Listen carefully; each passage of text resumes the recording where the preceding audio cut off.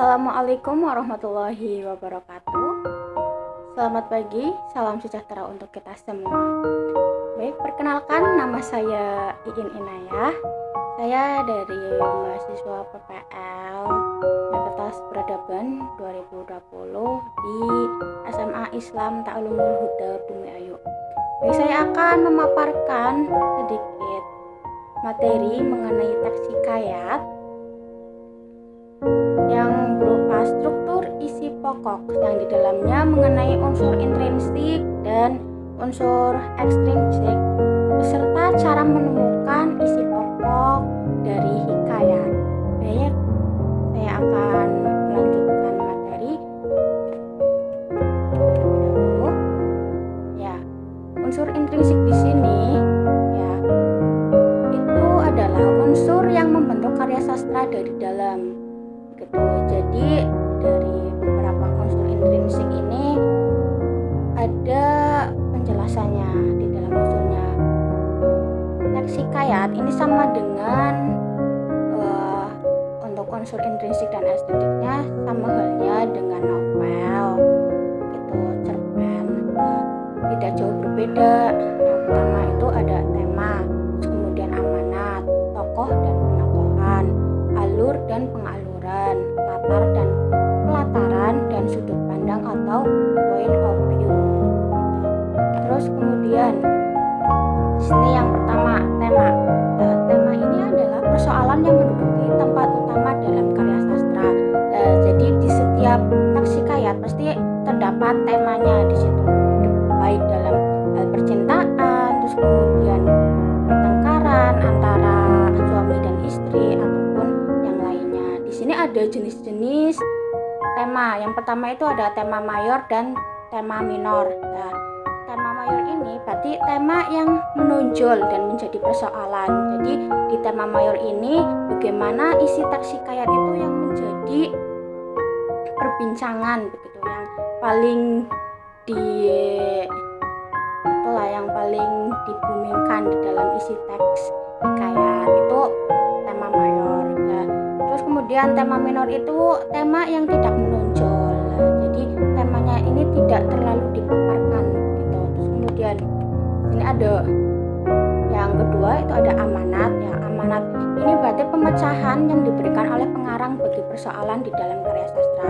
Jadi seorang penulis atau seorang pengarang pasti akan memberikan amanat baik secara tersurat maupun tersirat di dalam teks hikayat, itu pasti ada gitu. Terus kemudian yang selanjutnya ada tokoh dan penokohan. Sini tokoh itu pelaku dalam karya sastra. Di setiap cerita baik hikayat, novel atau cerpen pasti di dalamnya terdapat tokoh gitu. Terus kemudian ada penokohnya atau perwatakan. Di sini itu merupakan cara-cara atau teknik untuk menampilkan tokoh gitu. Jadi untuk penokohan atau perwatakan biasanya si tokoh itu mempunyai watak malu ataupun kasar, marah begitu, untuk yang perbedaan antara tokoh. Berarti tokoh itu pelaku utamanya yang ada di dalam karya sastranya, itu pelaku. Kalau penokohan itu perwatakan dari si tokoh gitu, untuk perbedaan, cara mengatasi perbedaannya. Terus kemudian di sini ada alur dan pengaluran. Alur itu biasanya juga disebut dengan plot gitu ya, atau rangkaian peristiwa yang memiliki hubungan sebab akibat sehingga menjadi satu kesatuan atau padu, utuh dan bulat begitu ya.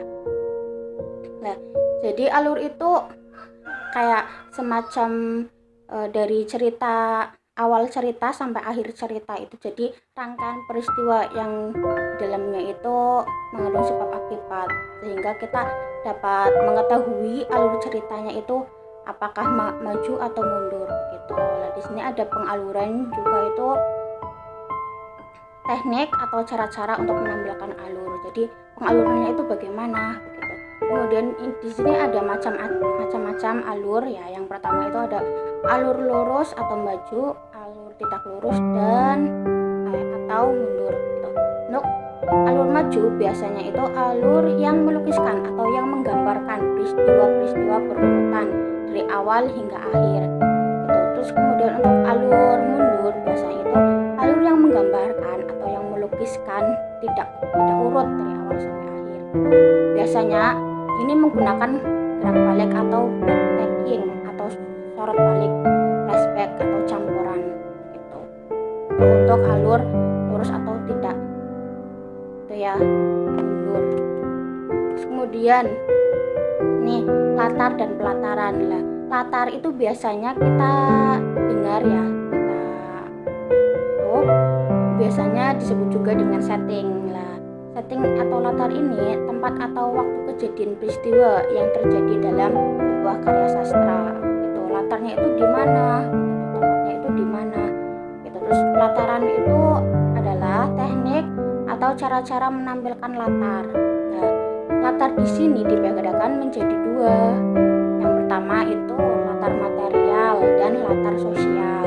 Nah, latar material ini lukisan latar belakang atau tempat ya yang menciri khaskan latarnya itu di alam atau lingkungan sekitar gitu. Terus kemudian untuk latar sosial itu latar yang menggambarkan lukisan tata krama, terus tingkah laku, adat dan pandangan hidup. Itu untuk macam-macam latar, ada latar material dan latar sosial. Selanjutnya di sini ada sudut pandang atau point of view. Nah, sudut pandang di sini adalah posisi pengarang dalam membawakan cerita.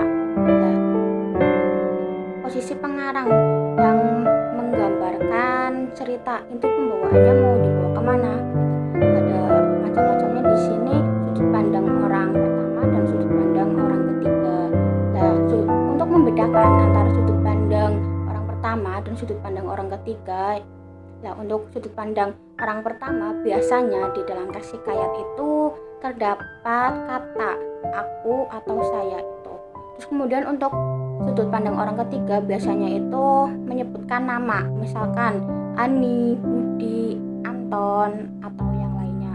Terus kemudian ada juga dia dan ia. Ya, biasanya untuk membedakan sudut pandang orang pertama dan sudut pandang orang ketiga itu seperti itu.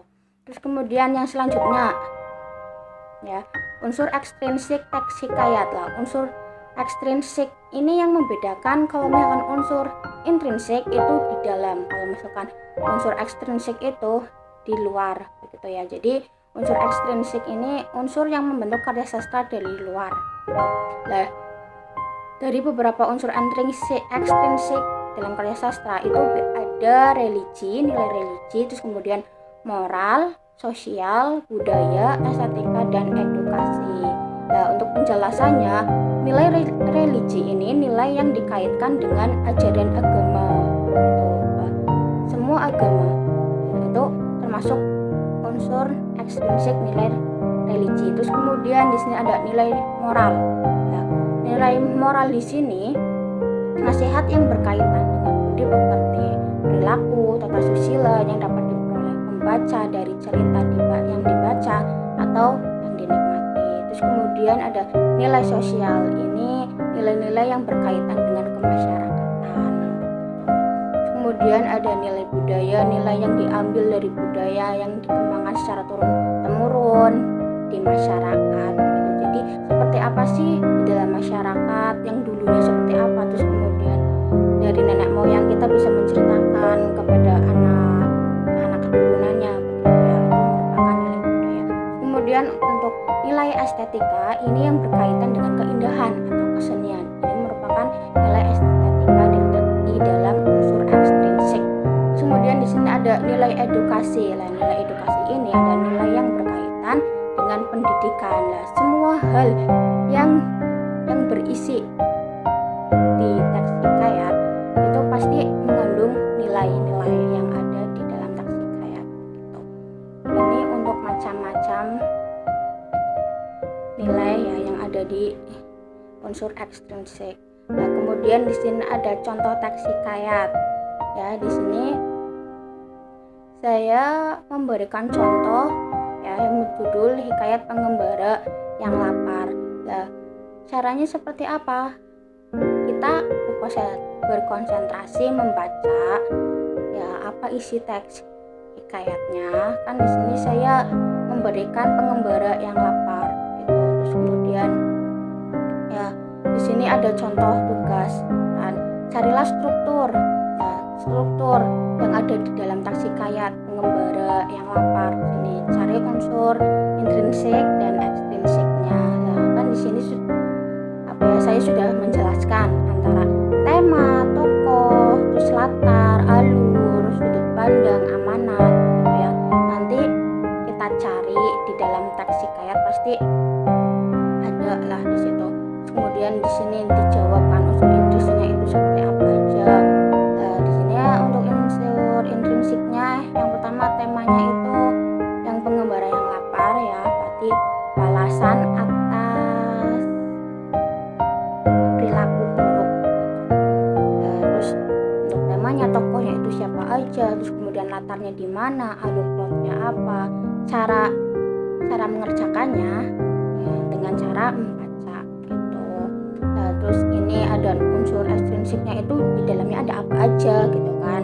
Ada nilai budaya, ada nilai sosial, kemudian ada disertai dengan kutipan-kutipannya di situ pasti biar menganalisisnya secara akurat gitu. Terus kemudian di sini ada cara menemukan isi pokok dari hikayat. Yang pertama itu kita berkonsentrasi pada cerita yang akan didengar agar dapat mencatat tema atau inti cerita. Terus kemudian tuliskan bagian-bagian yang penting. Di sini sangat dianjurkan ketika kita mendengar atau ketika kita membaca, kita melakukan catatan kecil gitu di buku gitu ataupun di catatan HP gitu. Hal-hal yang penting itu apa aja dicatat gitu. Terus kemudian sebelum mendengarkan atau membaca teks hikayat gitu ya, kita dapat menyampaikan pertanyaan umum nih kayak misalnya siapa sih pelaku yang ada di dalam teks hikayat, terus kemudian peristiwa apa yang diceritakan gitu, apa aja gitu, terus kemudian di mana tempatnya gitu, terus mengapa terjadinya kisah seperti itu, terus kemudian kenapa terjadinya misalkan kenapa terjadinya longsor gitu kan, tapi ini kan mengenai teks hikayat gitu ya. Nah, terus kemudian bagaimana terjadinya gitu itu terus kemudian dari pertanyaan-pertanyaan yang kita lakukan gitu ya, terus kita menjawab pertanyaan yang ada di situ untuk pengidentifikasian isi pokok hikayat. Nah, terus kemudian sambil menjawab pertanyaan dan memahami, kita pasti akan menganalisa isi pokok di setiap paragraf. Itu cara menemukan isi pokok dari hikayat. Nah, di sini ada contoh. Nah, sama teksnya pengembara yang lapar. Nah, di sini ada contoh tugasnya, kerjakan hikayat pengembara yang lapar. Nah, kemudian dicari isi pokok hikayatnya. Nah, ini ada contoh jawaban tugasnya. Tersebutlah kisah 3 orang sahabat, Kendi, Buyung, dan Awang yang sedang mengembara. Mereka membawa bekalan makanan seperti beras, jagung, susu, dan buah-buahan. Gitu. Caranya seperti apa? Yang tadi cara mengumpulkan isi pokok hikayat yang berkonsentrasi, terus kemudian tulis catatan kecil, terus kemudian kita melakukan pengidentifikasian melalui pertanyaan-pertanyaan gitu yang 5W+1H gitu. Terus kemudian kita menjawabnya dari masing-masing yang kita tanyakan gitu kan. Terus kemudian kita akan melakukan pengidentifikasian gitu. Pasti dari setiap kita pertanyaan yang dan tulisan-tulisan yang penting itu pasti kita akan melakukan itu cara menemukan isi pokok dari hikayat itu pasti ada gitu. Nah, terus kemudian di sini ada latihan tugas. Nah, coba kalian cari unsur intrinsik dan unsur ekstrinsik dari isi hikayat Bayan Budiman halaman 121, itu buku paket yang berwarna biru keunguan ya, halaman 121. Kalian kerjakan unsur intrinsik dan unsur ekstrinsiknya ya hikayat Bayan Budiman. Terus kemudian kerjakan pula ya, cari isi pokok hikayatnya di situ. Nah, caranya seperti apa? Caranya yang saya tadi jelaskan. Terus kemudian lakukan pengerjaannya dengan satu kelompok 2 siswa gitu ya.